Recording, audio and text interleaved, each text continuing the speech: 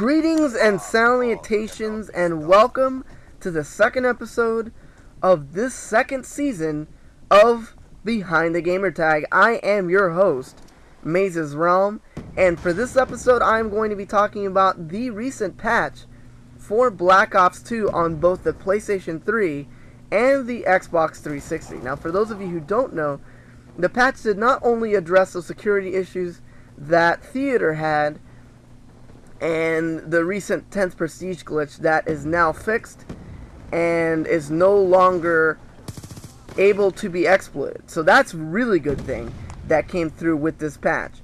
Now, if you are a PlayStation 3 player, then you would have gotten this patch on Friday, December 7th.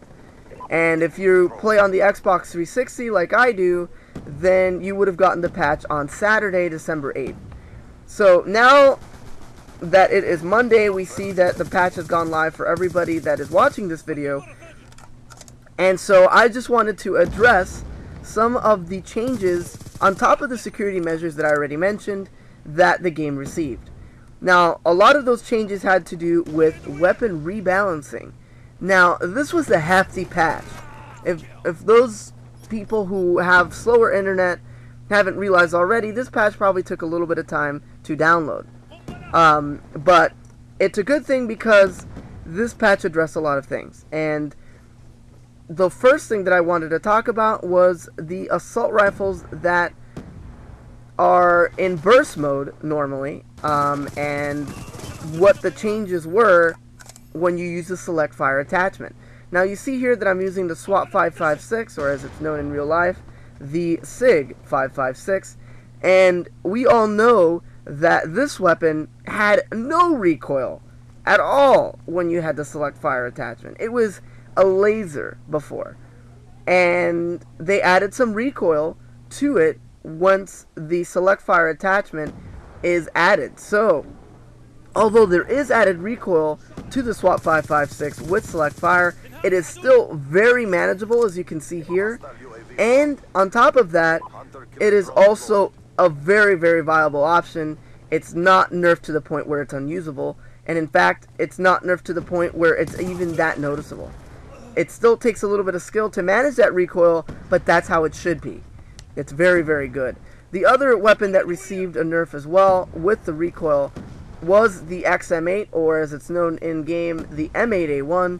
That also received a little bit of recoil when using the select fire attachment, and also it received a little bit more of a range increase on the 3-hit kill potential on the M8. So now, in order to kill someone in one burst or with 3 hits, you would have to do it at a little bit of a closer range with the XM8.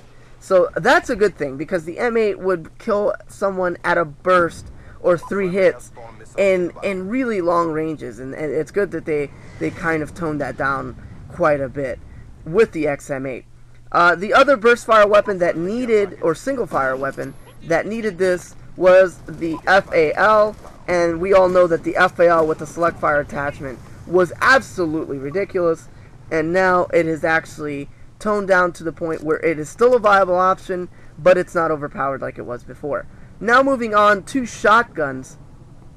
The only shotgun that received a nerf in this patch was the Remington 870 MCS, which I'm actually using right now, and I'm actually using it with the laser sight and the long barrel attachment.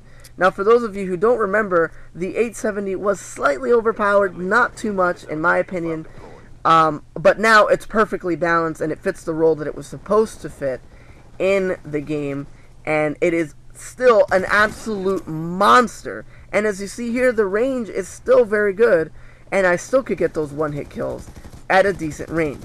But it's not like it used to be, where you can freaking snipe with this thing with the long barrel attachment. And now it fits the role that it was meant to fit. If you still want to get those one-hit kills at really long ranges, that is exactly what the KSG-12 is for, or the KSG as it's called in this game.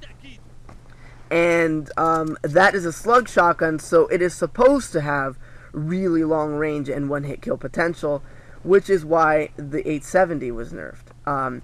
And I think it was a great overall patch, and it was really good, and it balanced those shotguns very well, or the Remington, I should say.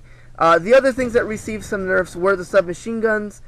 The submachine gun's hipfire was completely changed. They added a little bit more of a spread and more recoil to the hipfire of the submachine guns, and the MSMC and the PDW-57 also received a little bit of recoil while aiming down sights. So the point streaks that received some nerfs were the lightning strike and the UAV. The UAV received a little bit more points added to that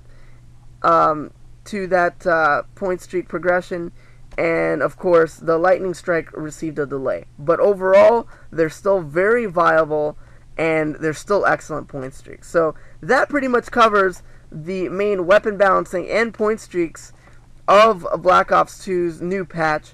I hope you guys enjoyed this, and until next time, I'm out.